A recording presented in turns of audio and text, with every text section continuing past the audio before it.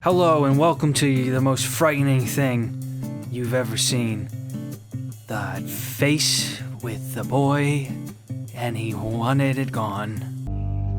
Please go away. Now! If you don't know what I'm doing right now in my life, that makes two of us. If you don't know what this thing is called DomAnswers. It's the thing I do where I post on that facebook.com/DomFera and I say, I'm gonna do this video and you better ask me something or I'm gonna get mad and I'm gonna tell on you. So I answer the first 5 questions for sure and then I skip around to a bunch of those other questions that are on it. Here we are, going into it. Number 1. Noah wants to know, what is the best soup to eat while plotting world domination? Chicken noodle. And Katie wants to know why. Simple, really. It's not too heavy. It's not gonna slow you down. You need to think real hard about where to send the gorilla army. Bailey wants to know, male celebrity that you would Spider-Man kiss. It's kind of easy. It's Andrew Garfield, because I think he got cheated out of a good Spider-Man kiss. I find him very attractive. Ted wants to know, were you ever traumatized by Watership Down or The Secret of NIMH? I actually wasn't. I had missed out on The Secret of NIMH until I was a lot older. I think the first time I saw it, I was like 20, and that was because I was working on something that had to do with creepy little fucking mice. John T wants to know, do you like fish? And I like most of them. Except Phil. That guy sucks. That was the first 5 questions. Here's the rest of them. I've done over 10 of these, and still somehow, when I get to the transition parts, I don't know what to do. Julian asked me, how has your process for composing pieces changed from deck until now?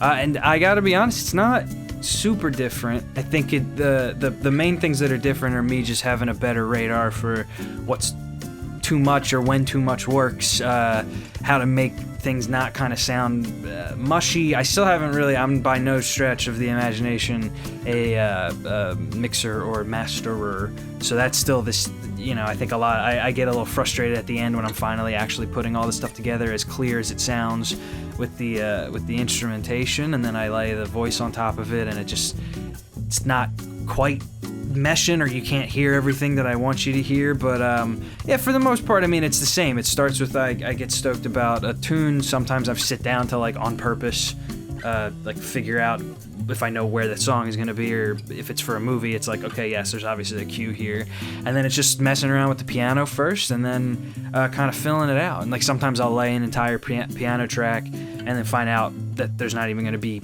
piano in that cue or that song, and I'll either take it out or I'll replace it with something. But yeah, it's stayed about the same. Screw around until I figure it out by accident. Taryn says, do you miss the old days of producing short skits and animation for an infantile YouTube, back when it was carefree and untouched by capitalist values? You know, I did for a minute, and I don't anymore, because missing it does nothing for me. It's not coming back. Time moves in very squarely one direction, and I think if I keep like fighting and trying and wishing it was, oh, I wish they featured people still, and I wish that it hadn't gone quite into like reality TV, and that, you know, vlogs weren't, I mean, look at what I'm doing right now. But no, it's not. I don't think that how things have changed have like destroyed art or filmmaking or animation. There's amazing stuff on YouTube all over the place. And I think again, it's been really split off in a million different ways now. It's not as central, but that happened to everything. YouTube, it just happened in a quicker way. You see that with TV. You see that with movies. There's all these very specific different quadrants now. Or what would you say if there's more than 4? You wouldn't say quadrants, because that's what that means. Ralph says, what's your favorite flavor? Buffalo chicken sauce. Like the most simplest from some pizza place. Buffalo wings. I crave it. It's my main thing I think about. Jacob asked me, do you have any advice for someone about to graduate from college with no general direction?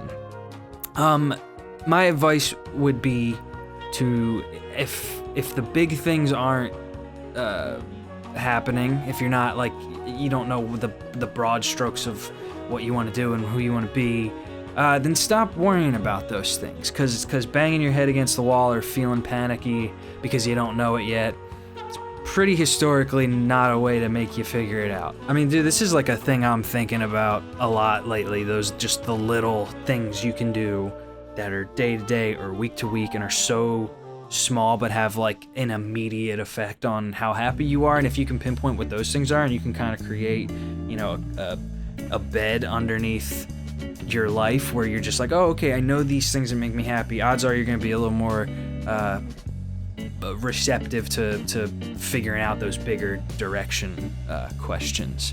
What a sentence. Owen wants to know what is my favorite animated feature of all time. Definitely it's the Iron Giant.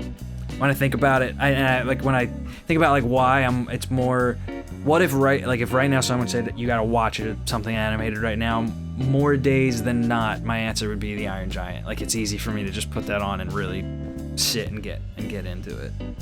Yeah. Okay, I like this question. Jared says, Disney offers you a standalone Star Wars film. Do you make it? And if so, what is it about? Also, did you get rid of the body? Firstly, of course I got rid of the body, Jared. Hey Dom, I know you told me to stay quiet down here, but I just wanted to check in to say I'm out of Pringles and cheese, and I am still alive. Definitely alive down here. Of course I did. Weirdly enough, I've like never genuinely thought about what I never thought what I would want to do with Star Wars. It wasn't even like a fun fantasy thing. But when I read your question, and I don't know why, the very first thing that was like coming to my mind was going way, way back in the timeline and making something about like the first, like whoever made the first lightsaber, and if it was like almost like a mythical weapon at first, or maybe there was one already and it was just like a rumored thing, and make it kind of about the first Jedi finding it, or the first Jedi making them. And like I don't know who this would be about. I don't know like who the characters would be or whatever, but something about going that far back and seeing like what ancient Star Wars technology looks like is interesting to me. This is a good question. Joseph wants to know basically what is my income, like how am I making money, because I'm not making it on YouTube. By the luck of me having done music stuff for all my own movies and that kind of thing, that it ended up being pretty much out of college that the thing that pays me the most is doing music for stuff. It's either scoring other people's shorts, or it's mostly like little I've done like some what would you call it, like business videos for, you know, medicines, and I did a Burger King internet spot. I think that if I was doing the 9-to-5 thing, I wouldn't have, your time would become more precious, and thankfully right now my time means nothing. Payne asked me, are there any big plans in the works? Yes. Okay, this is the last question. Rachel asked me, can you recall the first time that you performed for a crowd of people? Which instrument were you playing, and was it a positive experience? It was not a positive experience. It was fine, but I remember, so I'd done stuff like in high school. I did things at a talent show, but that was like, you know, totally comfort zone. I wasn't in front of anyone scary. I knew everyone, and it was whatever. But the first time I really like played music in front of people, I was shooting a music video for these guys who used to actually watch the channel. I was in Albuquerque, and they were playing a show, and I was shooting the video like at their show. And the plan was that we would play one of my songs as well. And I got up on stage, and we had rehearsed it like in their garage and stuff, and it was fine. It was going fine.